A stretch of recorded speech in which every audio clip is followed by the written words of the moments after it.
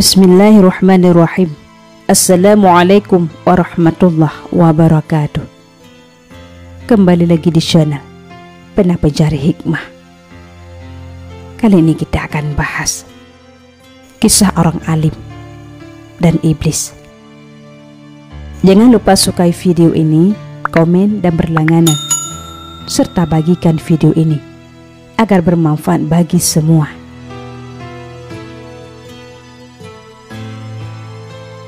Dikisahkan, di antara kaum Bani Israel ada seorang laki-laki yang ahli ibadah. Ia beribadah kepada Allah dalam masa yang cukup lama. Suatu ketika datang serombongan orang-orang ke hadapannya.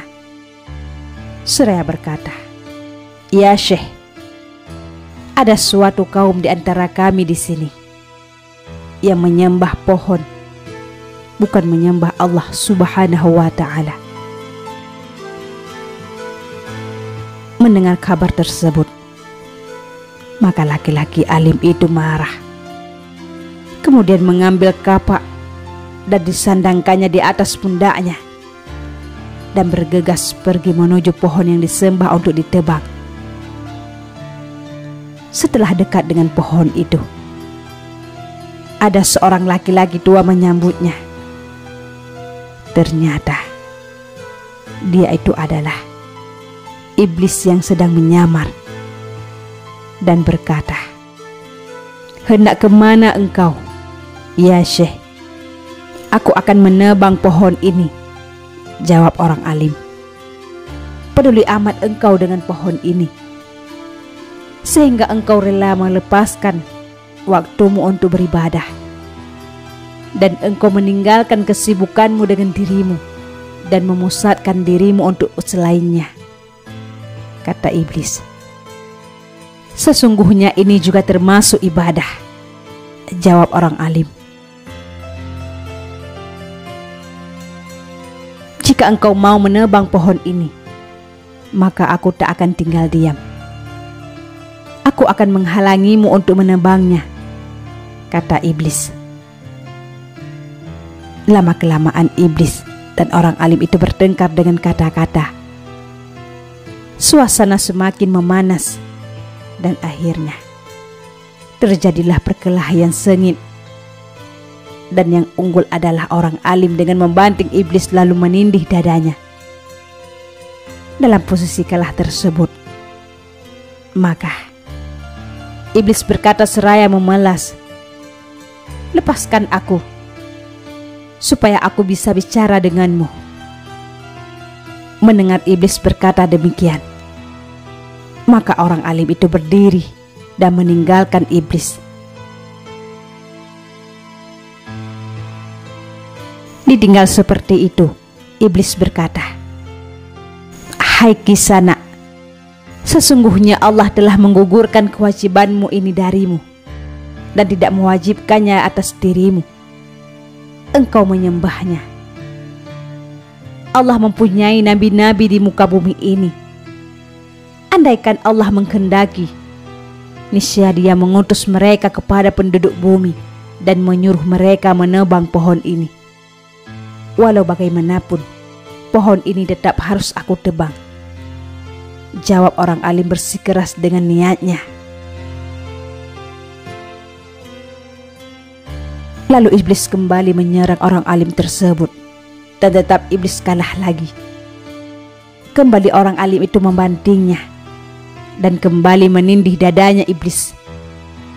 Dalam keadaan seperti itu, maka iblis berkata, "Maukah engkau mendapatkan sesuatu yang memutuskan antara engkau dan aku, sedangkan ia lebih baik dan lebih berguna?" "Apakah itu?" tanya orang alim. "Lepaskan aku dulu, baru aku akan memberitahumu," kata iblis. Karena terpengaruh rasa penasaran, maka orang alim itu pun melepaskan iblis. Setelah dilepas, iblis pun berkata, "Engkau ini kan orang miskin yang tak punya apa-apa. Dan keadaan demikian membuatmu jadi meminta-minta kepada orang-orang. Nah, bagaimana kalau aku menawarkan agar engkau bisa merubah keadaan hidupmu sekarang dan dijamin engkau bisa memberi, bukan meminta-minta? Boleh, jawab orang alim, mulai terpengaruh oleh tipu daya iblis. Jangan engkau tebang pohon ini, dan gantinya aku akan menaruh di tempat tidurmu di bawah bantal 2 dinar setiap malamnya. Dan itu hak engkau untuk mengambilnya tiap pagi. Dengan demikian, sudah barang tentu engkau bisa mencukupi kebutuhan hidupmu dan keluargamu, dan sekaligus bisa saling berbagi dengan saudara-saudaramu. Dan hal ini lebih utama daripada engkau menebang pohon ini, kata iblis panjang lebar, memperdaya dengan janji pada orang alim itu. Mendengar perkataan iblis tersebut, orang alim itu pun terdiam sejenak, merenungkan apa yang dikatakan oleh iblis. Lalu ragu-ragu dan bergumam, betul juga, aku ini bukan seorang nabi, dan aku tidak ada kewajiban untuk menebang pohon ini. Dan juga aku pun tidak durhaka jika menggurungkan rencanaku untuk menebangnya. Dan apa yang dikatakan oleh orang tua ini sungguh benar adanya, dan juga lebih utama dan bermanfaat. Orang alim itu pun menyepakati perjanjian tersebut. Ia tidak jadi menebang pohon dengan syarat apa yang dijanjikan oleh iblis kepadanya harus ditepati. Dan iblis pun berjanji dan bersumpah untuk menepati apa yang dijanjikannya. Setelah itu pun mereka berpisah, dan orang alim pun kembali ke tempat dia beribadah. Keesokan paginya orang alim itu mengangkat bantal, dan benar saja terlihat 2 dinar tergeletak. Maka ia pun mengambilnya. Begitupun esok harinya 2 dinar tergeletak, dan ia pun mengambilnya. Tapi ketika masuk hari ketiga, ia tidak melihat 2 dinar tersebut. Dan kejadian itu berulang-ulang pada hari-hari berikutnya. Maka dengan kejadian ini, ia pun marah. Lantas ia mengambil kapak dan menyandangnya, yang kemudian dia mendatangi pohon di mana ia bertemu dengan iblis. Tak lama kemudian, sampailah orang alim itu ke pohon tersebut, dan di sana sudah terlihat iblis seraya menyambutnya dengan sosok seperti semula, yakni menyamar sebagai orang tua. Terdengar iblis menyambut dengan pertanyaan, "Hai, mau kemana kamu?" "Aku akan menebang pohon ini," jawab orang alim dengan nada geram. Iblis pun tertawa lebar. "Wahai pemuda, sekarang kau tak akan mampu untuk menebang pohon ini, dan juga tak bisa mengalahkanku. Kalau kau tak percaya, silahkan saja kau coba," sambung iblis. "Keparat kau, dasar pembohong," tukang orang alim, dan langsung menyerang iblis yang menghalangi rencananya untuk menebang pohon itu. Tapi aneh, keadaan jadi terbalik. Pada awalnya dia bisa mengalahkan iblis, tapi sekarang dia dikalahkan oleh iblis. Dengan beberapa gerakan orang alim itu bisa dilumpuhkan oleh iblis.